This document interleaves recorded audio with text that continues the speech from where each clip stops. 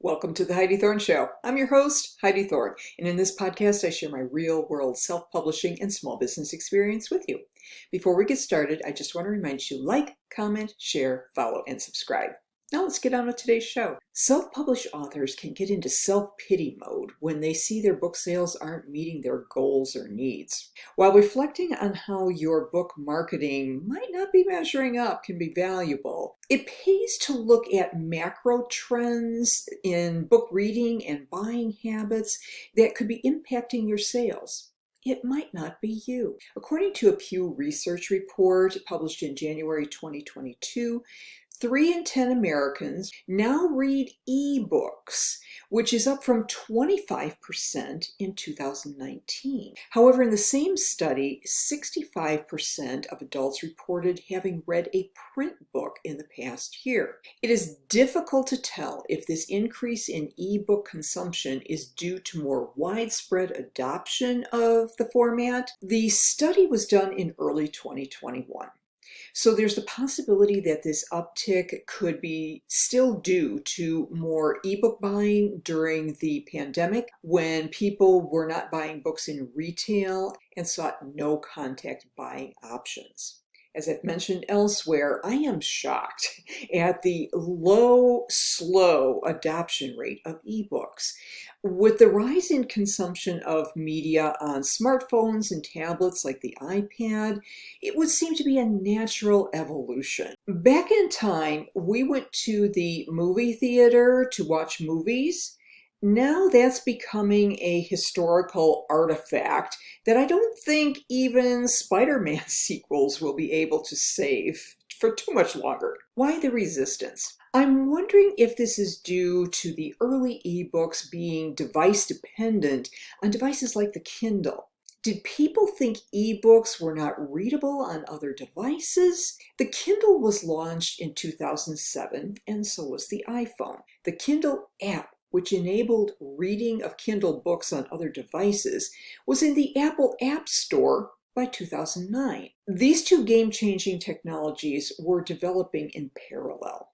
Some of this also may be due to what we define as a book, a topic I'll address again in a bit. There's the possibility people want to disconnect from their screens. I get that. But today, they're more than willing to consume all manner of YouTube videos, TV shows, movies, and social media anytime, day or night, even on their smartphones. There also might be a bit of format snobbery involved. It's not a real book unless it's in print. As reported on Statista, 83% of poll respondents indicated that they have read at least one book in the past year, which is similar to polls in 2016 and 2005. But overall, book consumption is dropping. In 1999, people polled in the US were reading 18.5 books per year. By 2021, that number had tumbled to 12.6. That's a 32% drop in book consumption in 2 decades. It should be noted that this included ebooks and audiobooks. Though the reporting didn't indicate why these results are being observed, I do have my theories. I think the economic theory of substitutes can explain part of these results.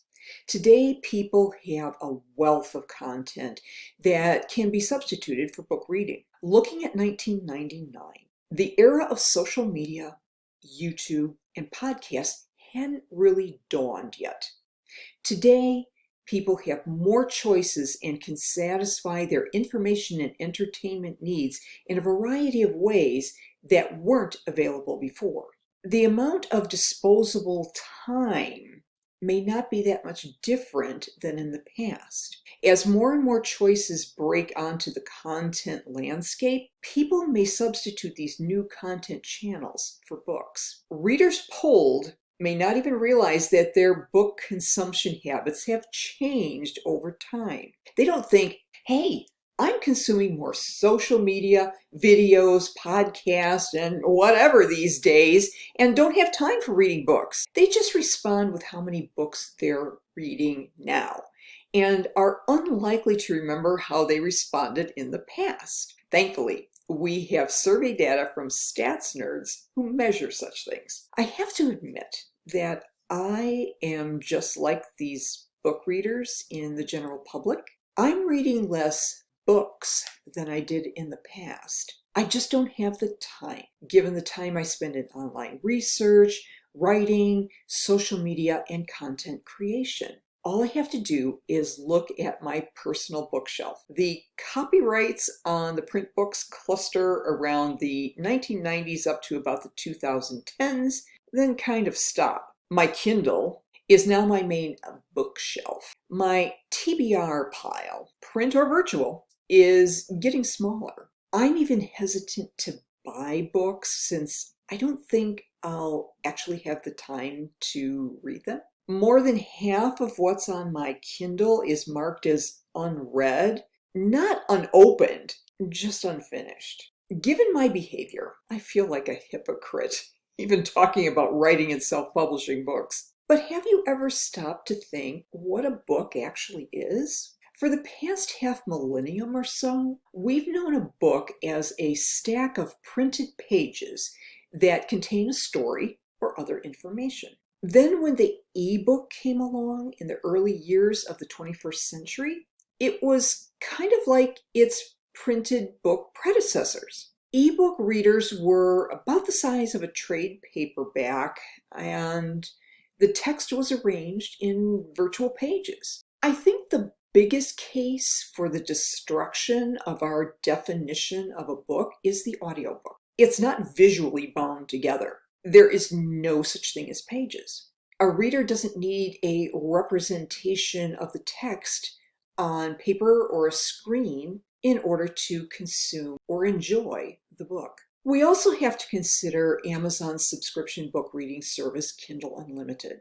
You are selling access to your book content, not the book itself. Then there's Kindle Vella. Though I have my doubts about the viability of this serialized fiction offering. But is a collection or seasons of Kindle Vella episodes a book? One could argue that it is. What's the difference between Vella episodes and book chapters? Maybe we need to just consider book content as long-form content, regardless of the technology used to deliver and consume it. Maybe the term book will be irrelevant at some point in the future. So what does all this mean for authors? I think authors need to consider themselves less as book authors and more as content creators. Does your work always need to be in a stack of bound, printed, or virtual pages? Have you made the leap to audio if it's appropriate for your content? Have you explored other ways to express and share your creative talents? Part of the problem is in packaging our content to make it marketable. A book is easy and familiar for authors and publishers. Other formats are not. I think all this points to the necessity for us to provide our content in multiple formats to meet the changing needs, wants, and behaviors of our audiences. I hope you found that helpful, and if you did, please rate, review, and subscribe to The Heidi Thorne Show on whatever podcast app you like to use. I'm on all the major ones, including Apple Podcasts and Spotify. If you like the YouTube video better, you just have to subscribe to my Heidi Thorne YouTube channel and turn on the notifications so you get an alert when a new video is up. I would appreciate it if you would share the audio or the video with your friends on social media. My self-published books are available in multiple formats on Amazon, Audible, and Apple Books. All you have to do is go to one of those sites, type in my name, Heidi Thorne, and you'll get a list of all available titles. If you'd like to connect with me, my website is HeidiThorne.com, and I am most active on the social channels of Instagram and TikTok at Heidi Thorne. Thank you for listening and for your support. I'll look forward to talking with you again in the next episode, and in the meantime, have a great day.